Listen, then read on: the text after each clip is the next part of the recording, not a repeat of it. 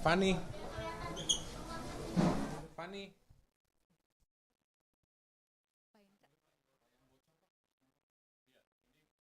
Atas Pak. Yang atas Pak. Yang atas Pak, yang bolong Pak. Ya ini ya keseluruhan ini dampak ya, dampak akibat bocoran yang di atas. Ini padahal di lantai bawah ya. Tapi selalu setelah diperbaiki selalu begini gitu ya. Karena kita memperbaikinya memang tidak punya dana secara komprehensif menyeluruh ya, diperbaiki revitalisasinya itu sebagian-sebagian memang jadi seperti ini. Itu baik bocoran ini. Ini sebenarnya kelihatan sedikit ya, tapi kalau didorong nih ininya sudah busuknya sudah bagian banyak ini ya. Semacam ini juga kalau misalnya di rumah sebelah itu ada bocoran, biasanya bergerak juga ke rumah sebelahnya karena temboknya itu nempel. Itu satu. Yang kedua ini kalau lihat strukturnya ini strukturnya yang parah ini. Semua strukturnya bergerak di sini. Ini retakan ini ada di hampir setiap rumah. Karena saya nggak tahu dulu pada saat renovasi di 2008 2010 ini ada renovasi yang nggak memperhatikan fondasi sehingga hampir semua rumah terjadi retakan-retakan serius semacam ini. Ini bukan hanya retakan rambut, tapi ini strukturnya terganggu saya kira. Pak Indra, selain tadi retakan, terus habis itu kebocoran, juga biasanya laporan keluhan tentang perumahan di sini ada apa aja sih Pak? Kami punya aplikasi namanya Perjaka, Perawatan Rumah Jabatan Kalibata. Setiap hari itu biasanya aduan-aduannya itu sekitar 15-20 aduan. Nah, tapi rata-rata aduannya tuh berkisar mengenai bocor, saluran yang tersumbat, kemudian banyaknya tikus dan rayap yang nggak bisa dikendalikan. Walaupun kita selalu rutin dengan rayap, tapi karena ini dulu bekas pohon karet, jadi rayapnya itu ada terus ya. Nah, pada saat musim hujan itu keluhannya bertambah. Di arah sisi selatan ke arah timur itu genangan air ke jalan karena sungainya sudah menyempit, dan juga air yang melimpas ke dalam rumah, tapi nggak tinggi, memang biasanya hanya selutut lah maksimal gitu rata-rata setiap hujan besar gitu ya. Itu juga keluhan rata-rata, jadi di Perjaka itu yang kami alami ya. Itu kira-kira keluhannya berapa banyak Pak dalam sehari mungkin atau dalam sebulan? Rata-rata setiap hari sekitar 15-20 keluhan ya setiap hari. Kalau untuk saat ini saya lihat juga dari pantauan tadi masih ada beberapa mobil yang juga terparkir. Kondisinya apakah sekarang juga masih ada yang mengeluh? Ya memang ada anggota, masih banyak anggota yang sedang mencari rumah sewa, rumah pengganti, butuh waktu, dan sudah diputuskan di rapat pimpinan diberikan waktu sampai dengan akhir Oktober untuk menyelesaikan ininya, untuk mencari hunian pengganti ya, ini ya, diberi kesempatan itu. Jadi memang masih ada mobil-mobil yang anggota yang saat ini masih menempati di sini.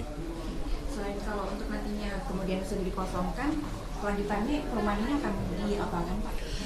Ya, ini dokumen-dokumennya kami sedang melengkapi.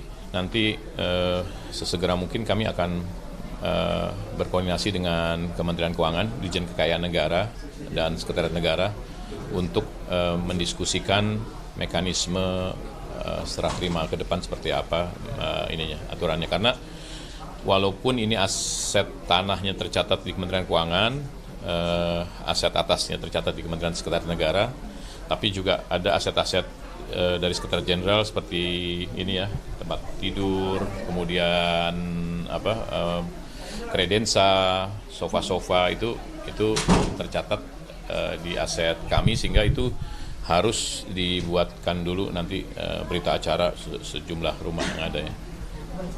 Ya, silakan. Kalau untuk satu rumah ini terdiri dari berapa ruangan? Rata-rata itu kalau 4 kamar dan 1 ruang pembantu ya. Oh, 4 kamar dan 1 ruang pembantu. Dan rata-rata juga 2 lantai Pak ya? 2 lantai, memang semua 2 lantai. Kalau untuk luas bangunannya pas sekitar berapa sih? Ini 190 ruangnya, 90. Kalau untuk kemudian kemudian nanti sudah dihibahkan, berarti maksud sudah tidak ada yang lagi yang boleh menempati di sini, kemudian maka akan diserahkan kembali ke Kementerian. Ya. Kalau untuk rumah yang dalam kondisi seperti ini kira-kira ada berapa Pak dalam untuk di kompleks ini sendiri? 519 ya. 516 di sini. Nanti yang di Blok F ada 80 ya.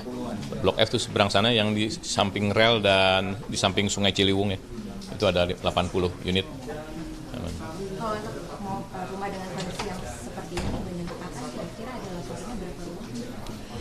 Hampir semua rumah pada saat renovasi di 2008-2010 itu mungkin ada menurut saya ada kegagalan struktur atau gimana ya. Karena semua di bagian belakang itu strukturnya lemah sehingga semua strukturnya turun dan itu narik atap semua rata-rata. Hampir semua rumah. Mungkin kalau selain di taman yang tadi bisa ditunjukkan juga Pak, mungkin ada kerusakan lagi di sebelah mana? Ini kan tiap rumah, walaupun rumahnya tipikal tapi kerusakannya beda-beda ya, karena kita lihat ini ada juga yang rumahnya itu yang biasanya kerusakan parahnya di bagian belakang gitu ya. Kalau ini ya tadi sudah dilihat ya, misalnya ini di bagian, nah ini di bagian garasi yang kita lihat juga ini kerusakannya parah ya. Ini nampaknya semacam ini ya. Tapi kalau misalnya dilakukan pembongkaran sebenarnya kerusakannya ini udah menyeluruh ini sebenarnya. Ini bisa dilihat. Oke, berarti selain kondisi bocor, berarti juga ada kondisi berjamur juga ya Pak di tempat ini? Ya karena kelembapannya itu dari bocoran itu ya. Ini. Oh oke. Baik. Kalau gitu nanti kita lihat lagi di rumah selanjutnya Pak. Oh ya, izin. Pegang apa ini Pak? Masih satu rumah lagi Mas. Ya nggak mau, sebentar Pak, lihat mulai Pak. Terima kasih Pak. Izin menanyakan satu hal lagi Pak. Kalau untuk biaya renovasinya sendiri apabila dibandingkan dengan biaya tunjangan yang kisarannya 30-50 juta, apakah memang lebih tidak ekonomis dari yang renovasi? Saya kira renovasi ini bukan nggak bisa renovasi parsial ya, harus atapnya diganti, strukturnya diperbaiki dan itu besar sekali. Jadi pasti sangat besar sekali kalau disebutkan pasti angkanya fantastis ya, karena rumah ini atapnya hampir rata-rata semua memang